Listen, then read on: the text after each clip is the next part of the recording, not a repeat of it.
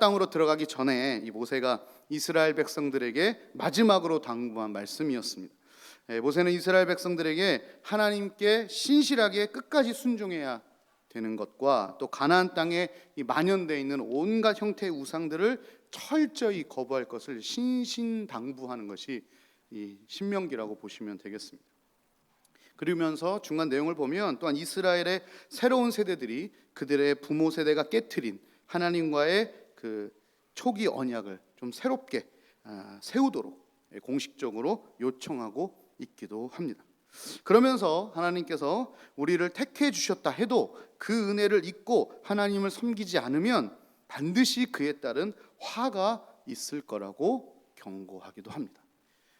이 앞장 29장 18절 19절 우리 같이 한번 읽어보도록 하겠습니다. 같이 보겠습니다. 시작. 너희 중에 남자나 여자나 가족이나 집 하나 오늘 그 마음이 우리 하나님 여호와를 떠나서 그 모든 민족의 신들에게 가서 섬길까 염려하여 독초와 쑥의 뿌리가 너희 중에 생겨서 이 저주의 말을 듣고도 심중에 스스로 복을 빌어 이르기를 내가 내 마음이 완악하여 젖은 것과 마른 것이 멸망할지라도 내게는 평안이 있으리라 할까 함이라.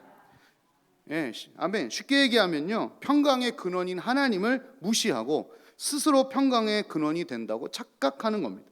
우상 숭배를 하면서도 세상을 따라 살면서도 하나님이 나를 축복하실 거라는 거, 나는 괜찮을 거라는 거, 자기가 결정권자가 되어가지고요 이 삶에 근거 없는 낙관을 하는 어리석음에 대한 말씀을 하고 계신 거예요. 그런 거 없다는 거예요. 우리에게도 사실은 이런 어리석음이 있거든요. 하나님께 마음을 두지도 않으면서 무턱대고 잘 될 거라는 낙관이 우리 가운데 있습니다. 하나님 막 뭐 잘 믿지도 않으면서 하나님 뭐 안 해주시면 불평하는 게 우리잖아요. 사실은 우리 마음에 이상한 낙관이 있어요. 그런데 그 어리석음으로 끝나면 좋겠는데 그 어리석은 자에 대한 하나님의 심판에 대한 말씀이 29장 마지막에 있습니다. 이것도 같이 한번 읽어보겠습니다. 읽으면서 한번 우리 들읍시다. 시작.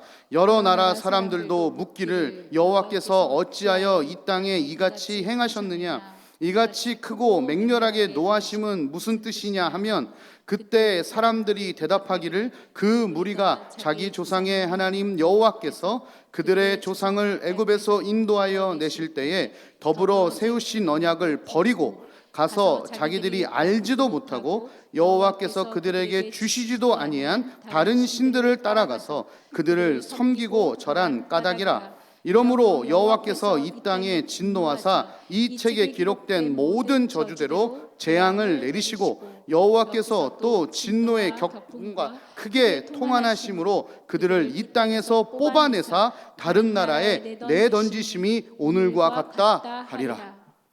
여러분, 이스라엘 백성 지금 가나안 땅 들어가지도 않았습니다. 그럼에도 불구하고 지금 경고하시는 거예요.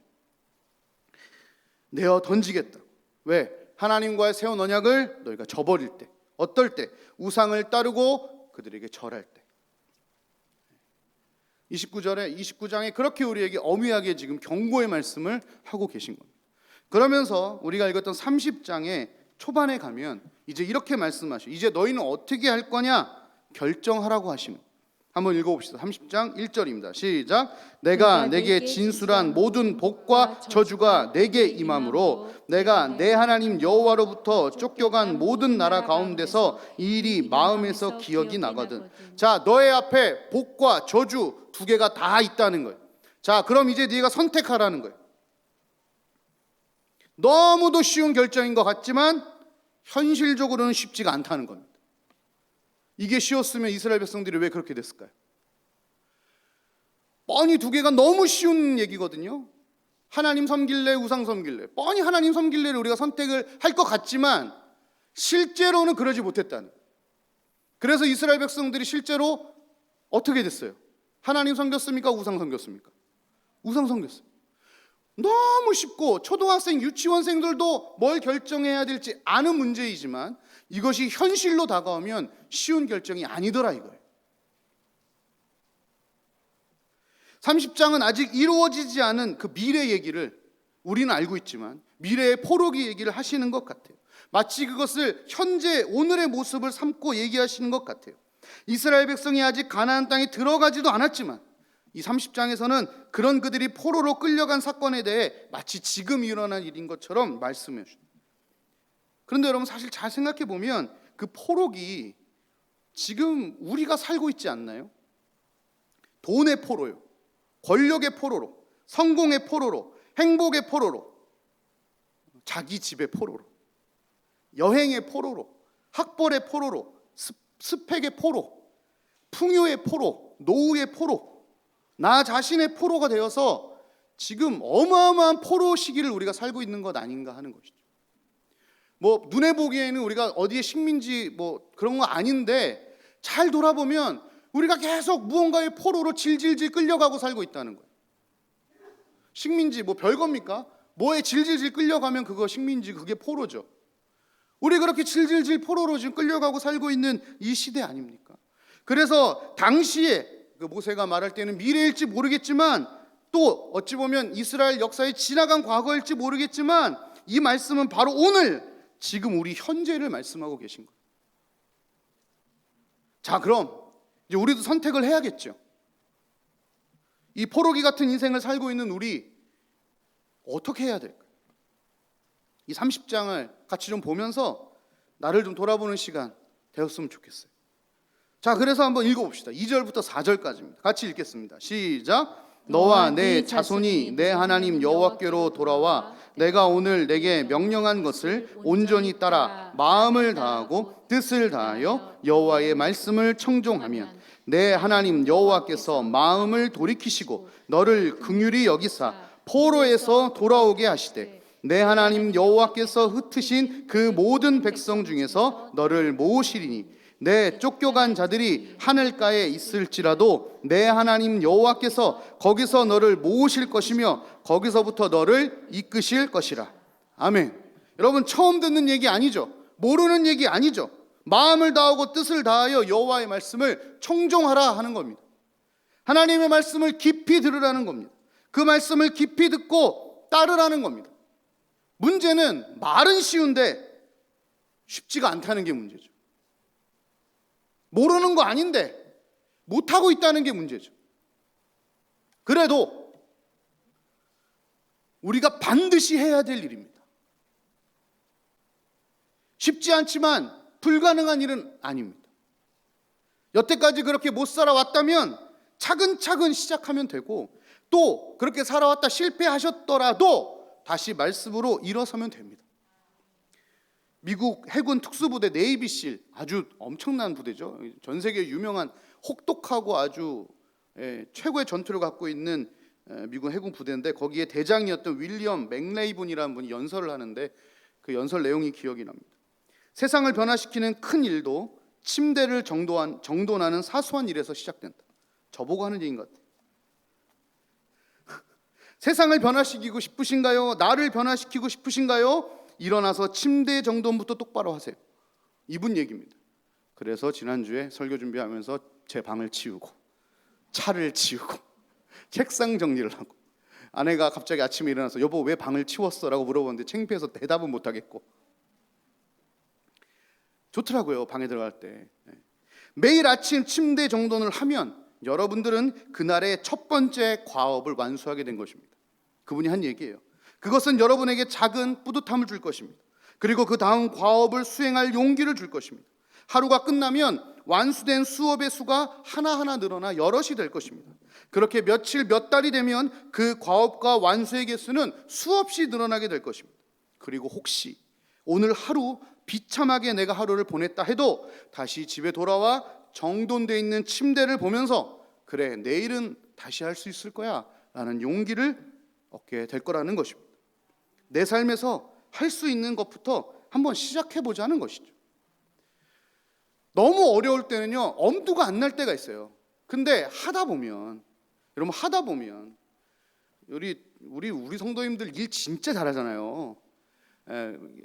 추억이 돋아요. 옛날 뭐 여러 가지 동네방네부터 시작해서 뭐 야시장 이 일을 어떻게 다 하나 하고 있으면 끝나 있잖아요.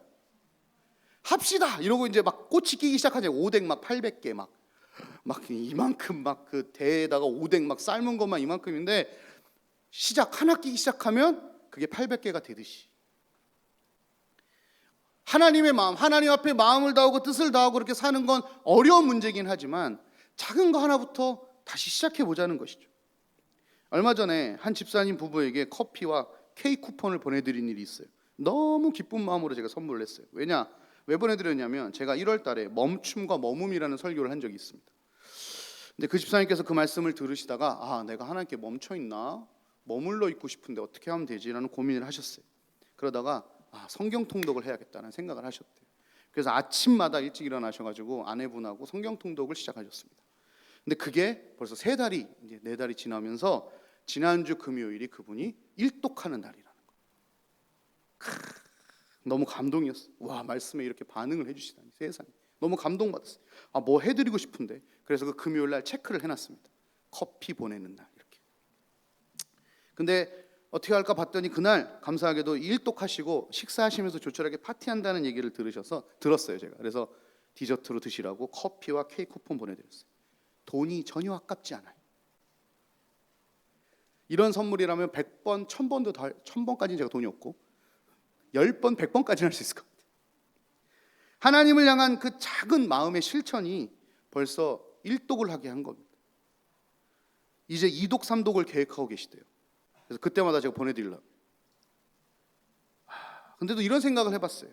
그 집사님 내외를 바라보는 하나님의 마음은 어떠실까? 그 1독 자체도 기쁘시겠지만 아침마다 그 하나님 아버지의 말씀을 경청하는 그 두 부부의 마음과 그 하루를 하나님이 너무나 기쁘게 받으시지 않을까 하는 생각을 해보게 된 겁니다. 그리고 그분이 그러셨어요. 성경을 읽다 보니까 아내랑 성경 얘기도 더 많이 하게 되고 매일매일 조금 더 은혜가 깊어지고 있는 것 같습니다. 작은 변화가 열매를 맺고 있는 것이죠. 우리가 말씀을 한 번에 전부 다 지킬 수는 없습니다. 그러나 마음을 주님께로 드린다면 우리가 할 수 있는 여러 가지 방법들을 생각나게 하실 겁니다. 우리도 다시 우리의 마음을 하나님께 드려야 합니다. 코로나로 인해서 더 분산되고 더 강팍하고 더 움츠리고 더 돈하며 더 굳어버린 마음을 하나님께 내어 드려야 한다는 것이죠. 세상에서 어떻게 잘 살지만 고려하고 생각했던 우리의 모습과 행동에서 다시 어떻게 하나님께 우리의 마음을 드릴 수 있을까? 그것이 무엇일까? 우리에게 진지하게 고민할 시간과 노력이 필요하다는 겁니다. 솔직히 이 코로나 막 지나면서 우리 하나님하고 거리가 좀 멀어졌잖아요. 요즘 성도님들에게 이런 고백 진짜 많이 들어요. 목사님, 제가 하나님하고 너무 멀어져 있습니다. 몸도 마음도 이거 어떻게 하면 좋겠습니까? 뭐 어떻게 해요? 다시 시작해야죠 뭐. 큰 거 아닙니다. 기도하면서 하나님, 제 마음을 드리고 싶습니다. 무엇으로 하나님께 나아가면 좋을까요? 여쭤보는 겁니다. 기도하면서 다시 시작해보는 겁니다. 사실 그 집사님 내외뿐만 아니라 그렇게 하나님께 나아가는 작은 발걸음을 시작한 성도님들이 많습니다. 생각보다. 성경 통독 시작하신 분, 그 다음 작은 후원으로 재정에 대한 마음을 나누시는 분, TV를 끄고 기도의 시간을 다시 확보하시는 분, 또 큐티를 붙잡음으로, 또 교회 예배를 다시 참석함으로, 또 듣는 음악을 찬양으로 바꾸는 일부터 시작해서 회사에 출근하자마자 분주했던 것을 내려놓고 의자에 앉아 기도하며 그 하루를 시작하는, 별거 아닌 작은 일이지만 계속 작은 일로 하나님께 마음을 드리는 일들을 시도하고 있는 것입니다. 잘하고 계신 거예요. 이게 다 이 마음을 주님께 드리고 있는 것 아니겠습니까? 그렇게 마음을 내어 드리는 자에게 하나님께서 이 4절을 보면 그와의 거리가 하늘 끝같이 멀었더라도 그곳에서 하나님이 그들을 모으시고 그들을 이끄실 것이라고 약속하셨어요. 여러분, 지금 혹시 저 하늘 끝처럼 하나님하고 멀어져 계신 분 계십니까? 더 이상 하나님께로 돌아올 수 없을 것 같은 마음이 있으신 분 계신가요? 나 이제 멀어졌어. 이제 뭐 끝났어. 아니요. 그곳에서도 하나님께 마음을 드리면 하나님이 거기서부터 여러분을 다시 이끌어 오실 것입니다. 이게 우리에게 주신 거예요. 그래서 6절을 넘어오면 이런 말씀을 주세요. 내 하나님 여호와께서 내 마음과 내 자손의 마음에 할례를 베푸사 너로 마음을 다하여 뜻을 다하여 내 하나님 여호와를 사랑하게 하사 너로 생명을 얻게 하실 것이요. 갑자기 6절을 넘어오면서 마음 얘기를 하시다가 할례라는 단어를 쓰셔요. 여러분, 할례가 뭡니까? 신체의 일부분을 잘라내. 그래서 그 고통을 감수하면서 우리가 하나님의 자녀임을 고백하고 또 인정받는 그런 행위 아니겠습니까? 그래서 할례는요, 사실은 정체성이에요. 그리고 세계관이에요. 그리고 할례는 고통입니다. 그리고 할례는 믿음이에요. 그런데 여기서는 육체의 할례가 아니라 마음의 할례에 대해서 말씀하고 계신 거예요. 마음의 할례 하니까 아무것도 안 해도 된다 이런 생각하시는데 아니에요. 오히려 더 깊은 할례를 의미합니다. 누군가에게 선물을 주는 건 어려운 일 아니지만 그 사람을 사랑하는 건 진짜 어려운 일이잖아요. 그래서 오히려 이 마음의 할례가 훨씬 더 깊어요. 하나님은 우리에게 뭘 원하시는가? 그 마음의 할례를 원하고 계신다는 거예요. 코로나로 인해서 주일에 교회 오지 못하고 봉사하지 못하고 여러 교회 활동을 하지 못하면서 우리 마음에 구멍이 막 생겼잖아요. 되게 아쉬워요. 그러나 이런 상황을 통해서 우리는 이 나의 모습 좀 확인할 필요가 있는 겁니다. 예배를 드리지 못하는 것이, 그리고 여러 교회 활동을 못하는 것이 신앙에 당연히 영향을 미칩니다. 그래도 그 모든 것이 중단되고 제약을 받는 요즘 우리가 돌아봐야 할 것은 지금 내 마음의 상태인 거예요. 마음의 상태. 주일 예배를 드리러 올 때 우리는 어떤 마음으로 왔는가? 교회 와서 봉사를 하러 올 때 우리는 어떤 마음으로 왔는가? 헌금을 드릴 때 우리의 진짜 속마음은 어떤 것이었는가? 정말 하나님이 좋아서, 하나님 사랑해서 하나님과 교회를 위해 내 삶을 조금이라도 내어놓고 싶어서 그 일을 함께 했는가? 아니면 그냥 내가 좋아하는 일이어서, 내가 좋아서, 혹은 다른 사람 시선에 의해서, 혹은 그동안 해왔으니까 이 하는 본질적이지 않은 마음으로 그 일들을 해내고 해오진 않았는가? 지금 우리의 마음을 좀 정확하게 헤아려 볼 수 있는 시간이에요. 왜? 안 나오고 있으니까, 못하고 있으니까 정확하게 내 마음을 볼 수 있어요. 내가 주일날 예배 왜 나왔지? 내가 그때 그 봉사를 왜 하고 있었지? 우리의 마음을 좀 돌아볼 수 있는, 점검할 수 있는 시간입니다. 사실 우리 너무 바쁘고 복잡한 인생을 살다 보니까요, 우리의 마음을 하나님께 드릴 시간도 여유도 참 없어요. 코로나 여파로 그 삶의 무게와 그 하중은 말할 수 없이 더 무거워졌습니다. 그럼에도 우리가 할 것은 마음의 일부분을 잘라 하나님께 내어드리는 마음의 할례를 반드시 행해야만 합니다. 몸의 일부를 넘어 이제는 마음의 일부를 잘라내어 드려야 하는 것이죠. 말씀드렸듯 할례는 우리의 정체성입니다. 점점 더 강력하게 도전해오고 유혹해오는 세상 앞에서 우리는 더 강력하게 우리의 정체성을 지켜내야만 합니다. 우리의 마음을 더 강력하게 잘라내어서 하나님께 드려야 합니다. 세상보다 하나님을 두려워함이 있어야 합니다. 이번 주 뉴스에 이상한 뉴스 하나 있었어요. 도둑이 훔친 돈을 다시 주인 집에 우편함에 넣는 영상이, 보셨어요? 그거 왜 넣냐고 봤더니 그 돈이 헌금할 돈이라는 걸 알게 됐대요. 이슬람 사람인데 그 돈이 헌금할 돈이라는 걸 알게 돼서 내가 헌금할 돈을 훔쳤어? 그래서 도둑이 다시 돈을 갖다 넣어줬어요. 어마어마한 믿음 아닙니까, 여러분? 여러분, 우리 그 정도 믿음은 있어야 되는 거 아닙니까? 도둑도 알라, 자기가 믿는 알라가 무서워가지고 오죽하면 도둑질 했겠습니까? 근데 그 돈을 잡힐 수도 있는데 거기다 막 쑤셔 넣어요. 그리고 증거 사진으로 자기가 영상을 찍어요. 돈 갖다 넣었다고. 이게 뭐 하는 거죠? 예, 알라라는 신 앞에 도둑인데 죄 짓고 싶지 않은 거예요. 헌금은 차마 내가 가져갈 수 없다는 거예요. 우리 이를 악물고 누를 질끈 감고라도 우리는 우리의 마음을 하나님께 잘라서 내어드려야 합니다. 마음이라는 단어에 속으면 안 됩니다. 마음을 드리는 일 절대로 로맨틱하지 않습니다. 육체적 할례가 큰 고통이 따르듯 마음의 할례도 큰 고통을 수반합니다. 삶의 손해가 수반될 수 있습니다. 인생의 행복이라고 생각되는 것들이 줄어들 수도 있습니다. 그럼에도 우리는 지금의 만족을 이겨내고 마음을 잘라서 하나님께 내드려야 합니다. 그 마음의 할례를 반드시 행해야 합니다.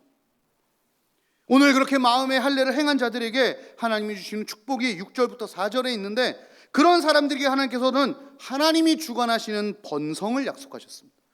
그런 사람들에게 흩으신 그 백성을 다시 모으겠다고 약속하셨습니다. 그리고 그런 사람들에게 하나님의 생명을 주시겠다고 약속하셨습니다. 현재 우리에게 하나님의 번성이 많이 사라져 있습니다. 현재 우리에게 하나님의 백성들이 어디 갔는지 흩어져 있습니다. 현재 우리는 그 생명, 하나님의 생명이라는 것이 찾아보기가 너무 힘든 상황이 되어버렸습니다. 이유는요, 우리의 마음의 할례가 그만큼 많이 사라졌다는 겁니다. 우리 마음을 잘라내야 합니다. 하나님께 드려야 합니다. 그런데 여러분, 단지 이것이 우리 세대만의 문제로 끝나지 않는다는 것이요, 이걸 기억하셔야 됩니다. 하나님의 번성이 사라지고 하나님의 사람들이 사라지고 하나님의 생명이 사라지는 것을 우리가 막지 않으면 우리 다음 세대들이 이 아픔과 저주를 고스란히 물려받게 된다는 거예요. 그래서 2절과 6절에 보면 너뿐 아니라 너의 자손들이 마음의 할례를 받아야 된다고 하나님 말씀해 주고 계신 거예요. 너만 받으라는 게 아니에요. 너의 자손들도 하나님의 마음의 할례를 받아야 한다는 것이 반드시 행해야 합니다. 여러분들, 사실요, 이 자녀들에게 할례를 행하는 부모의 마음이 어떨까요? 아이들이 조금만 다쳐서 울어도 막 부모 마음 찢어지잖아요. 예방접종 맞으러 병원에 가면요, 애기들요, 막 애기도 울고 옆에서 엄마도 울고 막 그래요.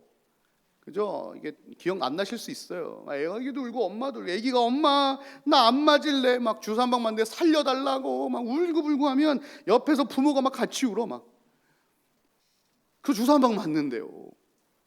그게 부모 마음이거든요.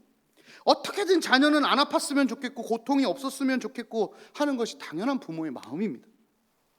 그럼에도 그 무시무시한 예방접종을 맞으러 친히 데려갑니다. 그리고 혹시 아프고 다치면 살을 찢고 전신 마취를 고통이 있을지라도 해야 되면 그 수술을 합니다. 그 자녀를 자기 손으로 병원에 데려가서 입원시키고 수술 동의서에 자기가 사인을 합니다. 눈물로 기도하면서 발을 동동 구르면서 밖에 서 있을지언정 수술시키는 거예요.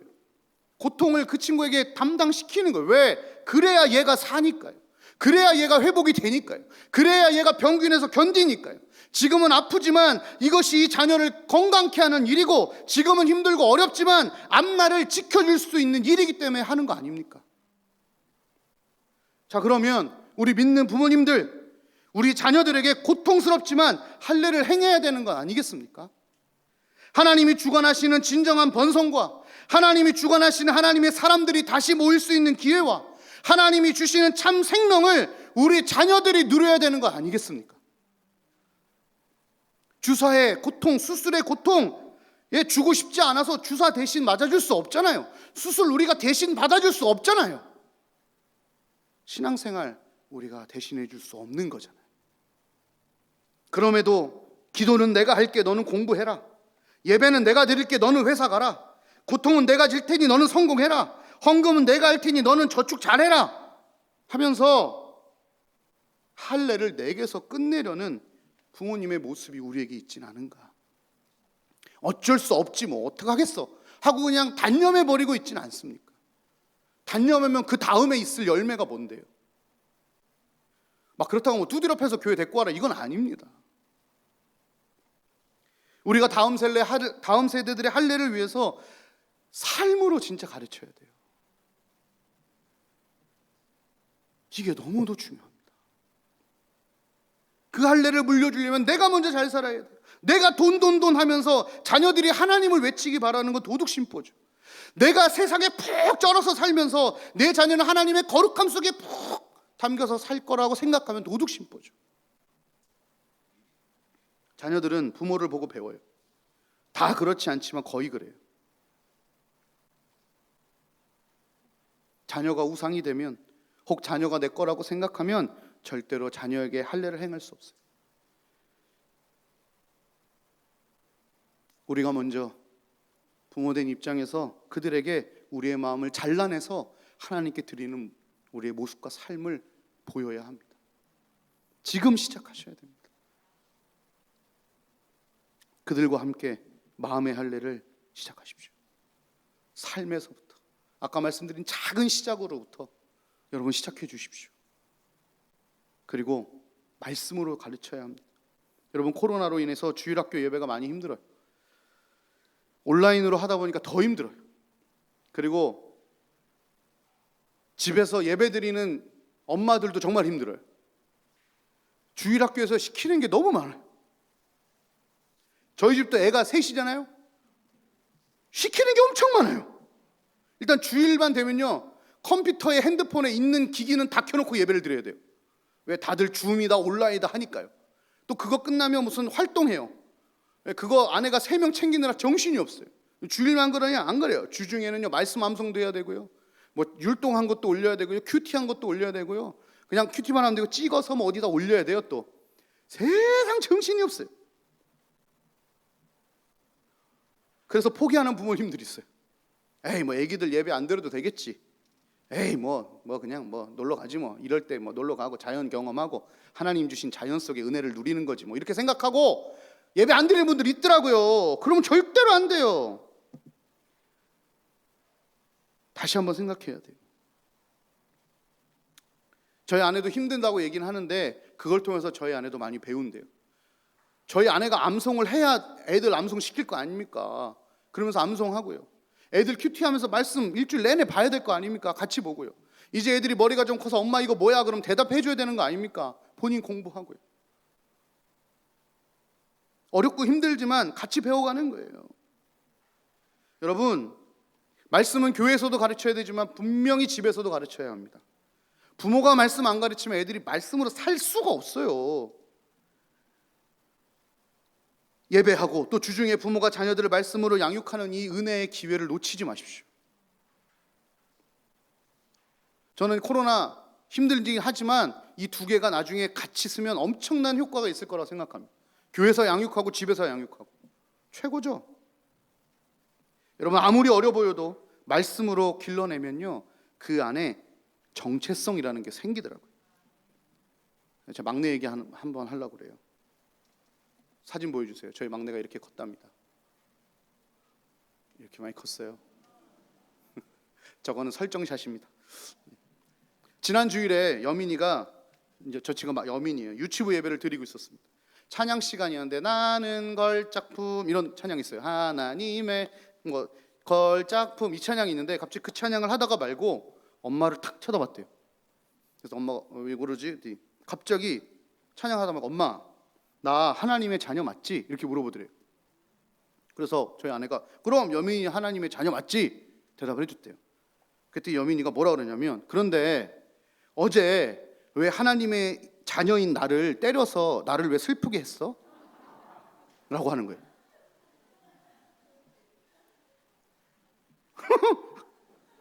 여러분이 지난주 토요일 날 말을 지지리 안 들었어요. 6살 되는데 막 뭐 이렇게 변명도 많고 말도 많고 뭐 하나 그러면 하지도 않고, 그래서 아내가 꿀밤을 한 대 줬거든요.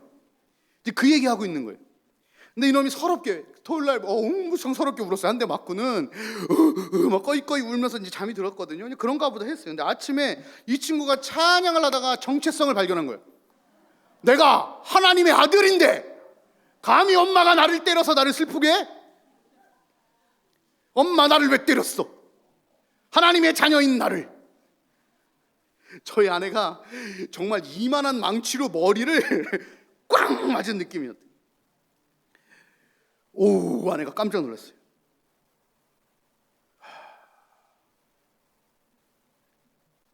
그래서 저희 아내가 아이를 붙잡고 진심으로 사과했대요. 하나님의 자녀인 개여민, 내가 너를 때려 마음을 아프게 해서 정말 미안하구나. 다시는 내가 하나님의 자녀인 여민이를 슬프게 하지 않겠다 약속을 했어요. 애가 신났어요. 그래서 저희 집안에 요즘 유행어가 하나님의 자녀예요. 근데 재밌는 건요, 그걸 붙이면 애들이 말을 잘 듣네요. 하나님의 자녀 개여준 물 좀 떠다줘. 그럼 네, 그럼 떠다줘요. 그리고 저랑 저희 아내 머리 생각이 바뀌었어요. 와, 자녀가 내 게 아니구나. 그래서 저희 지금 지난주부터 이번 주까지 저희의 이 모든 교육과 자녀에 대한 생각이 다 뒤집어졌어요. 근데 놀라운 건 뭔지 아세요? 그 6살짜리가 예배 드리면서 자기 정체성을 확인했다는 거예요. 아무것도 모르지 않아요. 여러분, 하나님은 사람을 뭘로 만드셨어요? 영물로 만드셨어요. 영적인 존재로 만드셨단 말입니다. 아무것도 모를 것 같은 거 얘기도요, 듣는 거예요. 우리 유치부 잘하고 있습니다. 보내세요. 유치부뿐만 아니라 우리 교육부 정말 잘 가르칩니다. 중요해요. 예배 포기하시면 안 됩니다. 부모의 삶과 예배, 가정에서 가르치는 성경, 말씀으로 양육하는 우리의 양육 태도, 이런 것들이 그들의 마음 할례하는 거 아닐까요? 어린 것 같아도 모르는 것 같아도 다 듣고 있었습니다. 자녀들은 정체성이 그 인생을 좌우합니다. 저도 그랬습니다. 고모들이 저 잘생겼다 그래서 저 정말 잘생긴 줄 알고 열심히 살았습니다. 그 정체성이, 그 세계관이, 그 어릴 때 그들의 마음에 새겨진 그 말씀과 그 하나님이 그들을 깊이 사랑하신다는 그 귀한 사랑이요, 그들의 인생을 좌지우지하는 겁니다. 자녀가 좀 덜 성공하더라도, 자녀가 좀 덜 가지게 되더라도, 자녀가 고통을 좀 더 받게 되더라도 그 자녀와 함께 마음의 할례, 삶의 할례를 우리 받아야 되지 않을까요?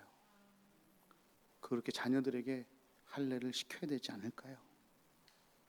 그것이 나를 살리고 내 자녀를 살리고 하나님 나라를 회복하는 중요한 첫걸음이 될 것입니다. 수고하셨습니다. 8절 함께 읽으면서 오늘 설교를 마무리하도록 하겠습니다. 같이 읽겠습니다. 시작. 너는 돌아와 다시 여호와의 말씀을 청종하고 내가 오늘 내게 명령하는 그 모든 명령을 행할 것이라. 아멘. 우리 찬양 같이 하나님께 올려드리겠습니다.